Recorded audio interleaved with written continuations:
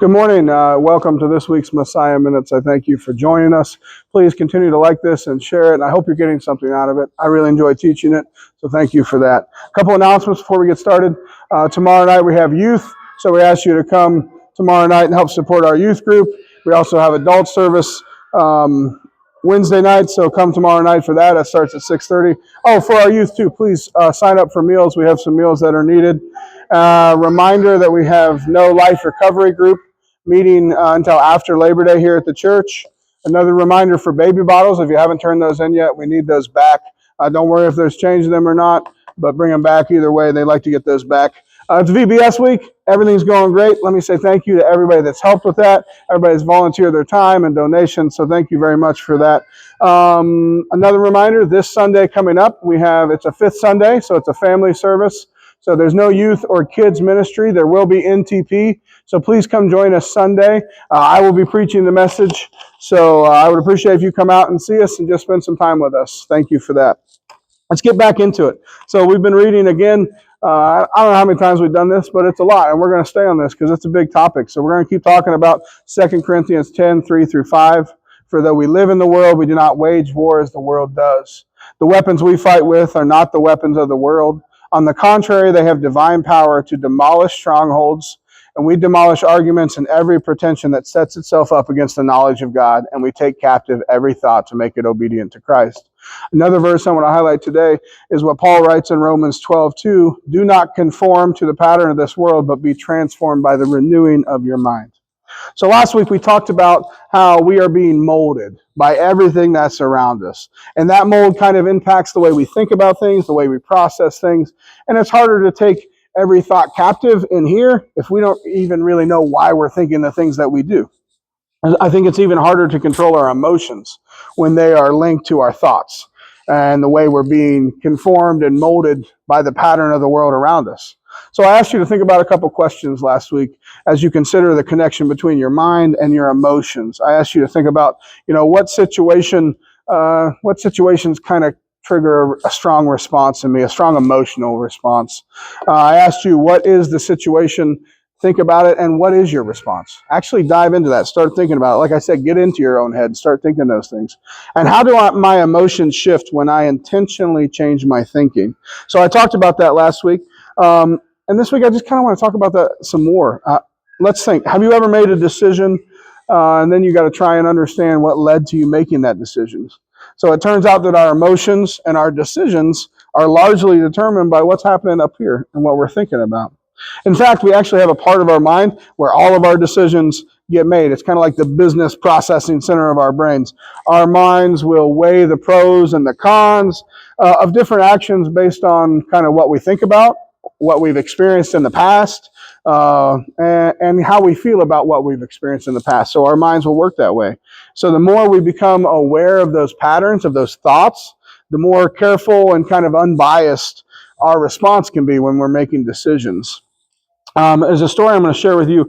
I'm probably messing this guy's name up, but it's the psychologist Jonathan Haidt, I believe is his name, Haidt. He tells this story of an elephant and a rider to kind of help us picture the connection between our thoughts and our actions. So he asks us to imagine that there's a rider on top of an elephant. So think of the rider as like our conscious mind, right? While the elephant in this case kind of represents our subconscious, our actions or our automatic decisions that we make. The rider might think that they're in charge, and the elephant might go along with that direction, but in reality, the elephant has the power to go wherever he wants to go. There's nothing that the rider can do about that. So at least in the moment. But what if the rider were to actually spend time training the elephant? What if the rider were actually to spend time molding the elephant? So perhaps there would still be problems once in a while, I'll give you that. But it's only natural that there'd be an issue once in a while. But the situation would be totally different if the elephant wasn't trained. And that's kind of how our minds work. So that's why he gives that example. The problem is that we like to think that we can change our own direction and our own decisions at any given moment. But in reality, the thoughts that we've been thinking, we've established these pathways in our brain that we've talked about, they decide the direction we go. This is why we can think that, the decisions we've made don't really align sometimes with what we say we're going to do. We're already set in our ways. Our thought patterns are kind of guiding our behavior in ways that we vastly underestimate. We think we can control them, but we can't. The way we change our decision-making patterns is we actually take time to kind of train the elephant. We take time to spend time in our mind, and we train our brains, and we change the way we think, and we redirect kind of our patterns that way. So let's just say let's say you commit to eat healthier. You plan to have a salad for lunch, but when lunchtime comes, you find yourself pretty hungry for fast food because that's what you've been getting. So, for several months, you've trained your body that you're going to have fast food for lunch. And when lunchtime comes, you kind of skip the salad and get fast food instead. Let's say you set your alarm to get up early. You're like, you know what? I'm going to spend quiet time with God. I'm going to get in my Bible. I'm going to get up at 6 a.m. I'm going to pray. I'm going to start my day the right way. But when your alarm goes off, your body reaches for the snooze button without even thinking about it. Let's say you decide to have a calm, rational conversation with your children, maybe about an attitude or an issue that's been going on at home.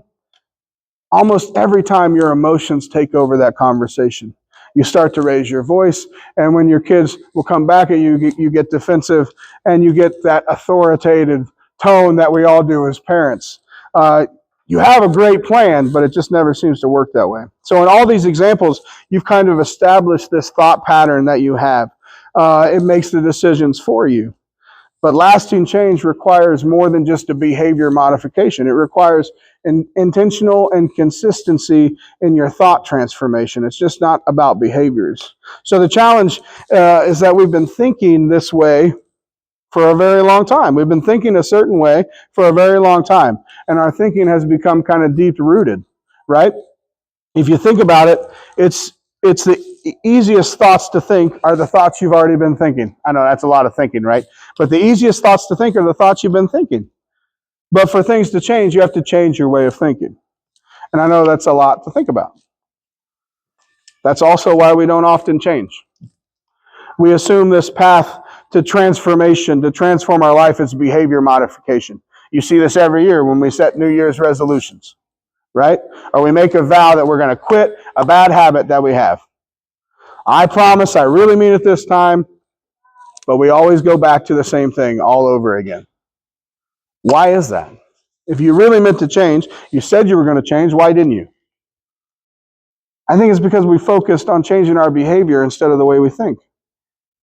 And what you do is primarily determined not by your intentions, but by your thoughts. Here are some questions this week I want you to think about as you start to think more about the connection between your thoughts and your decisions. What habit am I trying to break? Why do I keep falling back into it? When do I find myself saying, I don't know why I did that? In what areas of my life is there a disconnect between what I do and what I want to do?